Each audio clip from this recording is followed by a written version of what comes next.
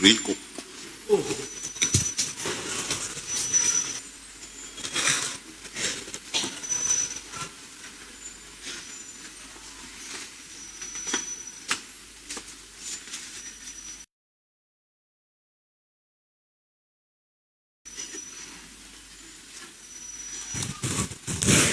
Je lisais le frère m'a surpris ce matin. Que le Seigneur le bénisse. Le Seigneur connaît toutes choses. Moi aussi, je tiens à remercier toute l'Église. Je remercie aussi tous nos frères et sœurs de partout. Ils nous ont accompagnés pendant le deuil. Vous avez agi de façon spontanée. Cela a étonné beaucoup de gens. J'ai eu à parler avec des frères qui étaient venus au deuil, qui m'ont dit qu'ils ont appris beaucoup de choses sur place. Moi-même, dimanche, après l'inhumation entre frères, j'étais rentré au bureau. Quand je vis le nombre de gens au parking, j'étais très effrayé. Je me suis dit qu'on a fait une erreur. On aurait dû congédier les gens partis du cimetière. Comment est-ce que nous allons nous y prendre? Mais en parlant avec les diacres, ils m'ont rassuré qu'il y a assez de nourriture pour tout le monde. Que le Seigneur vous bénisse et qu'il vous le rende au centuple. J'aimerais peut-être partager avec vous un petit témoignage.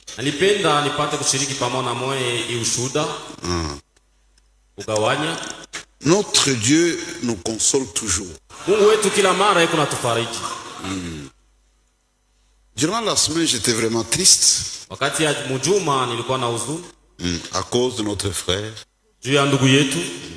Voilà. C'est un collaborateur. Et on sent de temps en temps son absence. Mais hier, le Seigneur m'a consolé avec quelque chose qui était sorti de la bouche de frère Branham.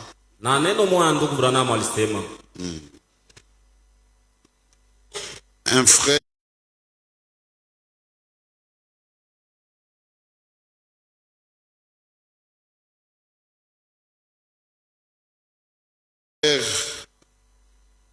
a envoyé un message.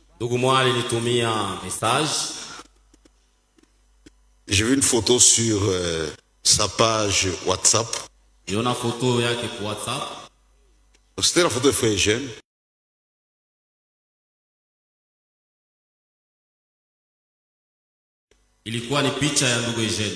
J'ai agrandi ça. Maintenant, il y a un message qui sortait de frère Branham.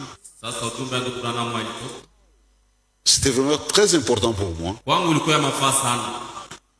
J'ai écouté, j'ai réécouté, j'ai écouté, j'ai réécouté. J'ai appelé les frères.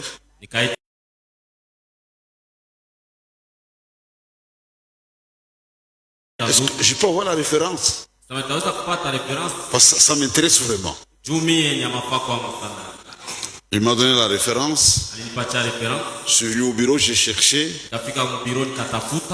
J'ai d'abord noté sur papier. Et pour moi, je crois que Dieu m'a répondu parce qu'il me posait des questions.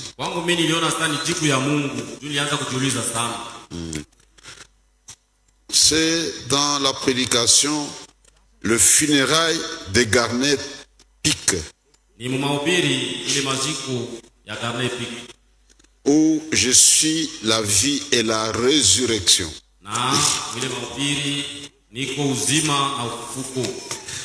J'aimerais que vous, pour moi, c'est vraiment une consolation de la part du Seigneur. C'est frère qui parle, frère Branham. Dit, mais Dieu parfois forme un homme pendant des années pour obtenir de lui quelques jours de service.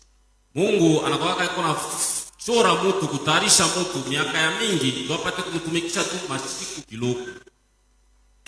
Jean-Baptiste a passé 30 ans tout seul au désert pour 6 mois de service. Yohana Mbatizaji alipitisha miaka 13 mjangwa ndio apate kutumika tu miezi 6.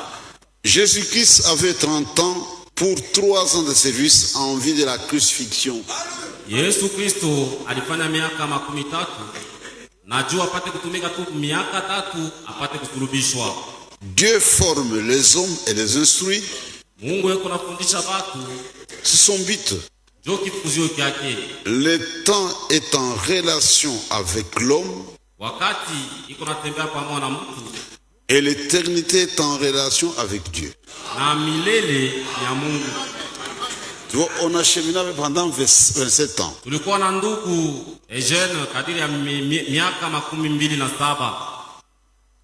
Pendant ensemble. Pamoja naye.